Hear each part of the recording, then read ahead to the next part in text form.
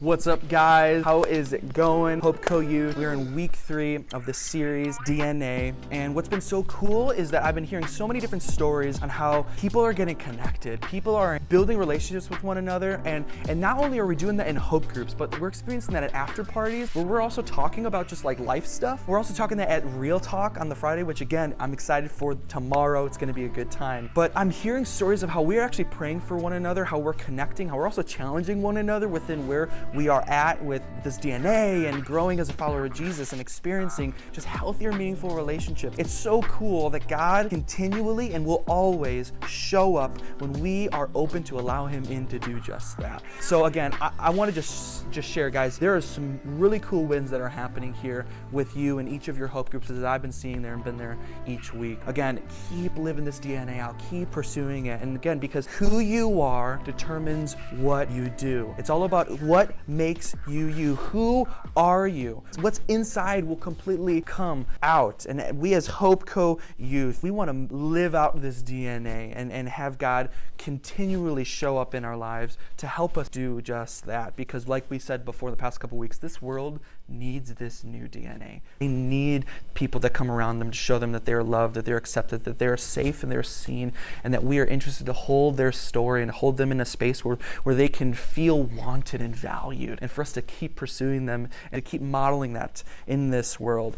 And so again, like we've said with this DNA, known and be known. Then last week we talked about that trust leads to transparency. And so we're adding another one today, which is accountability, which is all about keeping you believing and pursuing. Pursuing what? Well, it's actually pursuing, simply enough, just pursuing Jesus and the vision and the plan and the purpose that he has for your life. Yeah, again, we doubt, we have a confused week, or we struggle in different ways, and we lose sight of what's best for us at times. Even me, we get caught up in what people are doing and people pleasing, or just the sin, the brokenness inside us that we keep going back to, or we struggle to listen to, again, what Jesus has to say to us. And what's interesting is that God has made us for one another because of that. Because like we've said, as the Hope Collective, community is our design. We are designed, our nature is to be with people. And what's interesting is that we see this happen in 1 Corinthians 12, 18 through 21. It says this: "But in fact, God has placed the parts in the body, every one of them, just as he wanted them. If they were all one part, where would that body be? As it is, there are many parts, but one body. The eye cannot see the hand and say to it, I don't need you. And the hand cannot say to the feet, I don't need you." It's totally the opposite. We're all different.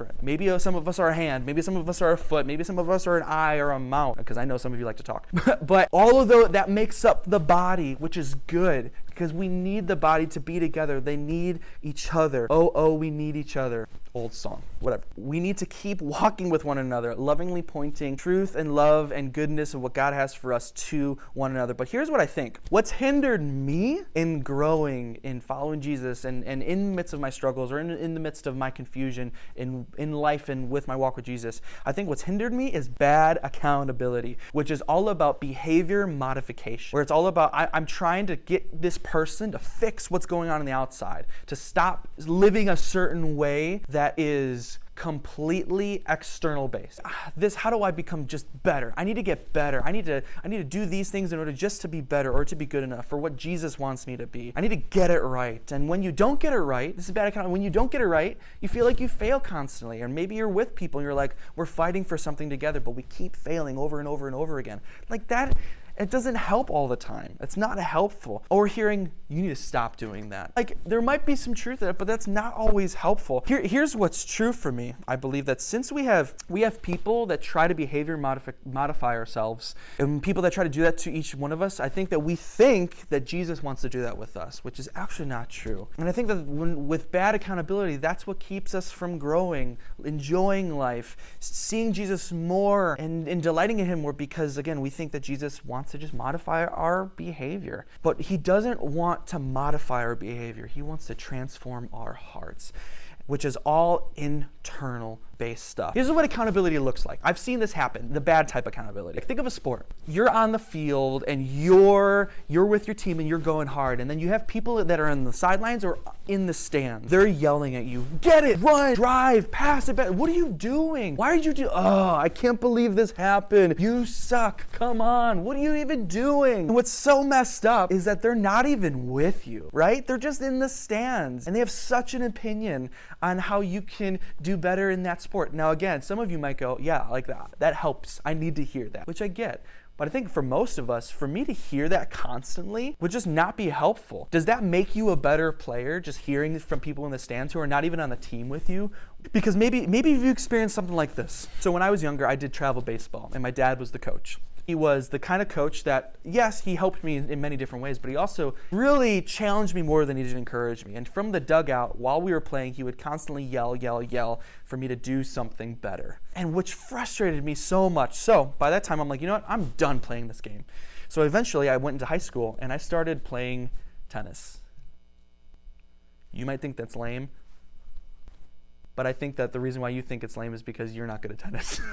Seriously though, if anybody's like, oh, tennis is a lame sport, go play tennis. You're gonna look like a newborn deer on the court. You're gonna be fumbling a bunch. Anyway, the thing that I loved about tennis and my coach was the way that he coached me. I remember him always watching me play, but him on like the side of the court, behind the fence or in the bleachers, and him after, not during, after, he would come up to me and he would ask more questions. He would ask questions like, so what did you notice about your play? What did you notice about the opponent? What did you notice about all this? And he would ask me different questions to get me talking. And of course, what I realized is that the reason why I just received all that he said, because he did push me. He did say, no, like this would be better. Let's do it this way. Like, nope, that wasn't the good, like this is what's better. I trusted him. Guys, when we feel known, when we can trust, truthfully, what that really looks like is not just letting someone know about you. It actually means that you're letting them know who you really are. And accountability really is allowing someone to hold your story, or you willing to hold the story for someone, and in healthy moments be able to speak into it. Helping you see what's best for you, and not helping you see that you need to keep constantly changing your own behavior. Because honestly, here's the problem. You really can't do that. Now on the other side, what about the other person? Because I've also seen that it can be really hard for people to receive even healthy accountability, helping people delight in Jesus and make him more and more in our life and to become more and more like him.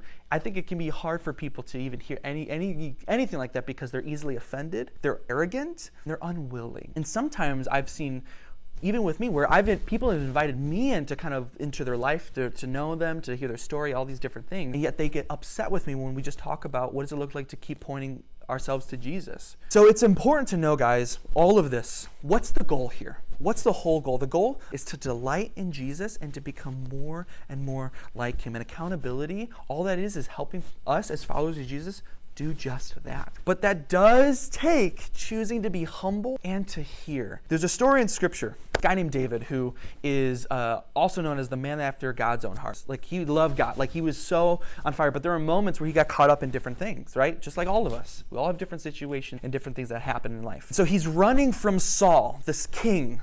And Saul is super jealous of David. Now, there's another guy named Jonathan who is really, really close to David, but Jonathan's also Saul's son. Guys, like, God's word's got some crazy drama. And Jonathan sees that David runs away. He hides in a cave. Now, Jonathan could have done this. He could have run to him and saying, what are you doing? Why are you running? You're being a coward. Like, you're also a really bad cave dweller. Like, this is not, like, what are you doing? You're making bad choices. You need to stop doing that. Like, let's go. Be bold. Be strong. Why are you being weak? He doesn't do that. Like, that would be so horrible. He comes to him and strengthens him. And this is what it says in 1 Samuel 23:15-18. While David was at Horesh in the desert in Ziph, he learned that Saul had come out to take his life. And Saul's son Jonathan went to David at Horesh and helped him find strength in God. Don't be afraid, he said. My father Saul will not lay a hand on you. You will be a king over Israel, and I will be second to you. Even my father Saul knows this. The two of them made a covenant before the Lord. Then Jonathan went home, but David remained in Horesh. So interesting moment where Jonathan comes to him, strengthens him, loves him, points him to things. The first thing is this: perception.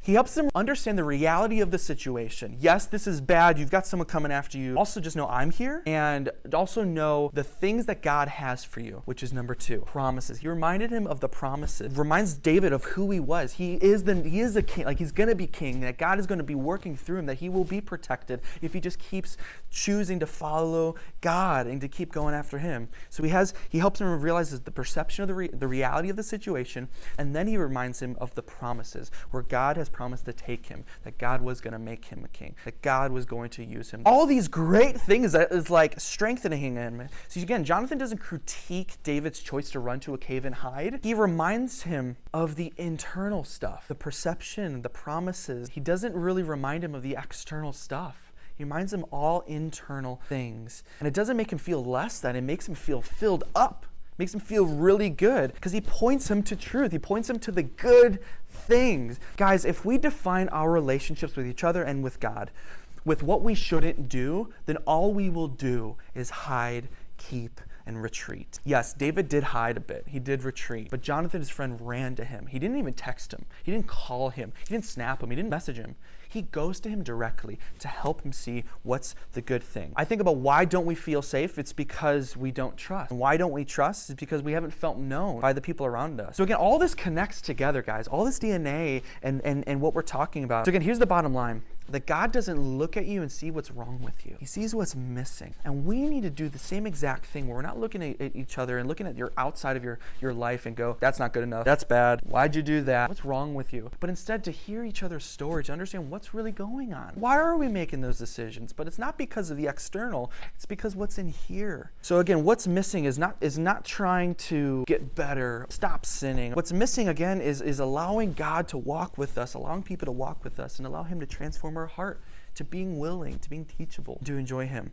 But what is still hard, guys, and what's still tough is that real things sometimes do need to be said to one another in a loving and humble way in the right time, where we are on both people on the sides are going, yep, I will listen. I'm here. I'm ready to receive. But here's another thing you need to remember. Your relationships are not the accountability. Your relationship is not accountability. Healthy relationships have meaningful accountability. But again, biblical community, guys, this DNA is all about keeping us accountable, believing, pursuing the good things, guiding us to becoming more and more like Jesus and choosing God's best for our lives. Sometimes we feel like that my behavior that I haven't been able to stop, or maybe I'm trying to understand why it might be outside of the way God wants us to live or whatever that looks like. Sometimes I feel like my behavior is not good enough, or I can't do what everybody else is trying to do, or I'm not getting the results as everybody else is. And so I'm going to leave this group, or people are going to push me out if they find out. Let's be very honest here, very honest.